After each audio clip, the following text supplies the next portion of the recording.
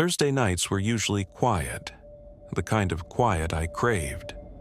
The warehouse was my sanctuary, a cold, sprawling maze of metal shelves and concrete floors where I could go hours without hearing another human voice.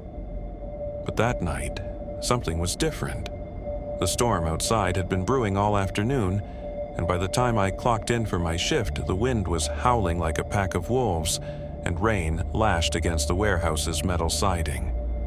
I remember thinking the storm might finally drown out the faint hum of fluorescent lights overhead, but I didn't realize then how much worse silence could be. The power went out just after 10. 1 second, I was filling out routine logs in the dim light of the security desk. The next, I was plunged into total darkness, the kind that makes you lose your bearings and doubt your own senses. I cursed under my breath, fumbling for the flashlight I always kept strapped to my belt.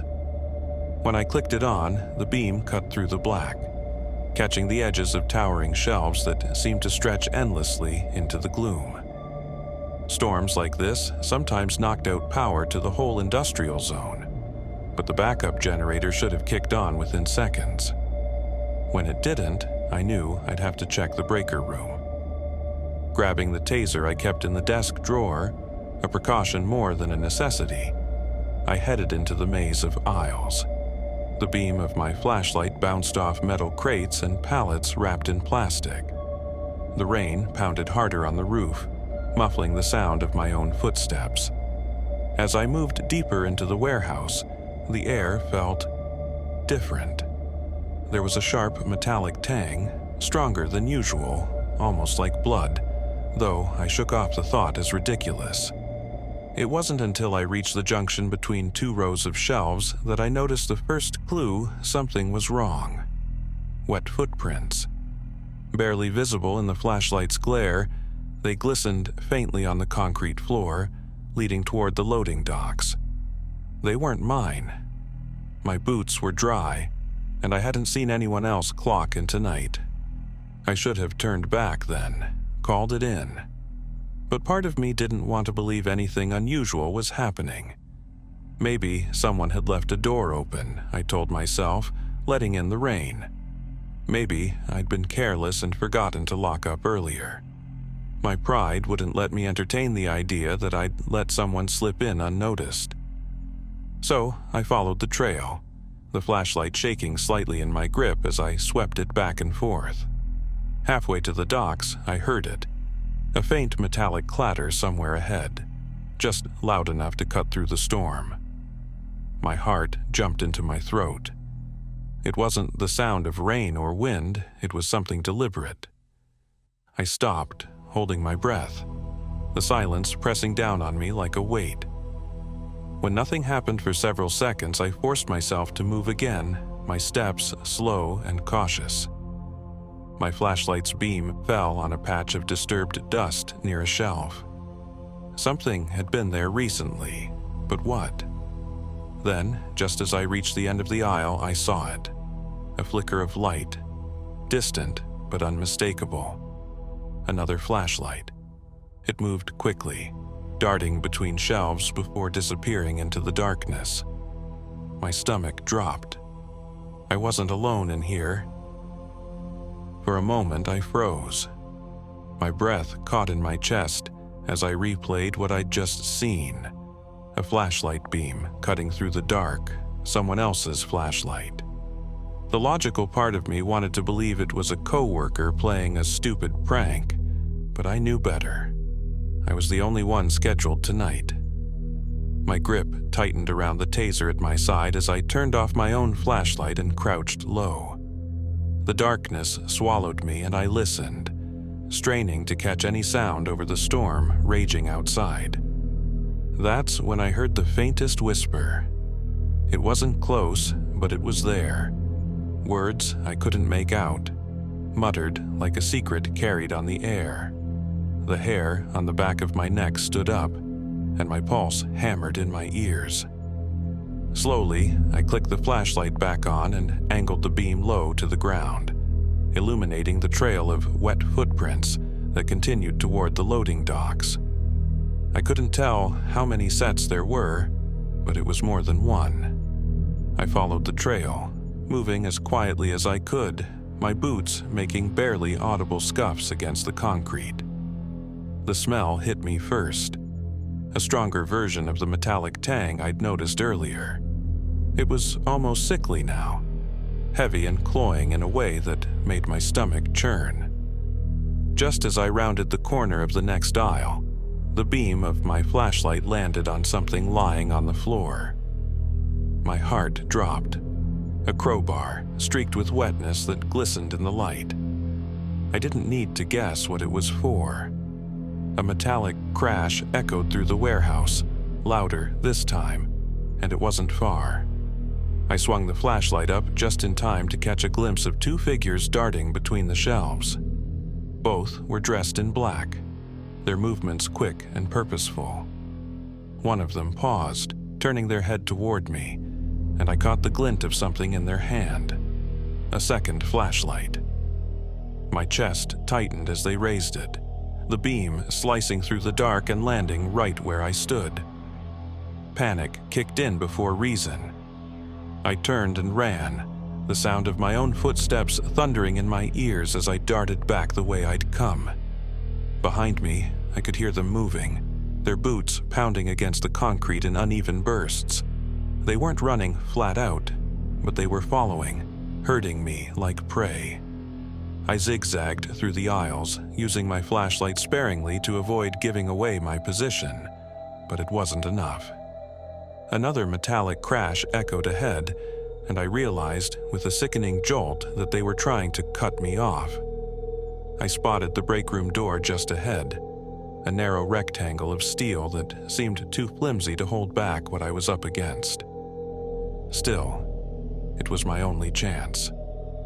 I dove inside, slamming the door shut and throwing my weight against it as I fumbled for the lock. The adrenaline surging through my veins made my hands clumsy, but I managed to twist the bolt just as the first heavy thud hit the door. The entire frame shuddered, and I stumbled back, breathing hard as the pounding continued. My hands found the edge of a table, and I dragged it in front of the door, wedging it beneath the handle. For now, it held. In the suffocating quiet that followed, I pulled out my phone and dialed the police, whispering my location to the dispatcher. The operator's calm voice felt miles away as I tried to explain the situation without losing my composure. The pounding on the door stopped abruptly, and the silence that followed was somehow worse. I pressed my ear against the cold metal, straining to hear. Nothing. They were gone, or hiding. Either way, I wasn't about to wait and find out. All I could do was pray the police would get here in time. It felt like an eternity before I heard the distant wail of sirens cutting through the storm. The dispatcher had assured me the police were on their way, but sitting in that tiny break room, pressed against the cold steel of the door, time seemed to stretch into something unnatural. The pounding on the door hadn't returned, but the silence outside was worse. Were they waiting for me to slip up, to open the door and make myself vulnerable? Or had they disappeared entirely, like shadows swallowed by the dark? My pulse hammered in my ears, every faint sound amplified by my fear. When the police arrived, the sight of their flashing lights through the rain-streaked windows felt like salvation. I unblocked the door and waved them down, my flashlight trembling in my hand. 4 officers entered the warehouse, their own beams sweeping the space with a precision that spoke of practiced control. I told them everything, the footprints, the crowbar, the intruders. They listened without interrupting, their faces grim but calm. One officer stayed with me while the others moved deeper into the warehouse to secure the building. They found the crowbar where I had seen it and pointed out the wet footprints leading toward the loading dock. But beyond that, nothing. No sign of the intruders, no indication of how they'd entered or exited the building. The officers checked every corner, every loading bay, every shadowed aisle, It was as though the intruders had simply evaporated. "They couldn't have gotten far in this storm," one of them said, but his tone didn't match his words. He was trying to reassure me, I think, but it didn't work. Not really. After the sweep, the officers restored power to the building. The sudden hum of the lights felt jarring, almost offensive after so long in the dark. With the warehouse fully lit, it seemed impossible that anyone could have hidden so effectively. And yet, the unease in my chest only grew. The metallic smell was gone, the wet footprints drying fast under the fluorescent lights, but the memory of that flashlight beam cutting through the dark remained sharp in my mind. I didn't know what I'd been expecting the police to find, but their empty hands left me feeling more unsettled than ever. When my boss arrived the next morning, I was too exhausted to argue. I told him what had happened, but he dismissed it almost immediately. "So, they didn't take anything?" he asked, his tone sharp and dismissive. When I shook my head, his face hardened. "And you left your post?" I tried to explain, tried to make him understand what it felt like to be hunted in the dark, but he wasn't interested. To him, I was the problem, not the intruders. He said he'd be assigning 2 guards per shift from now on, but his tone made it clear the decision wasn't out of concern for my safety. It was about preventing more disruptions.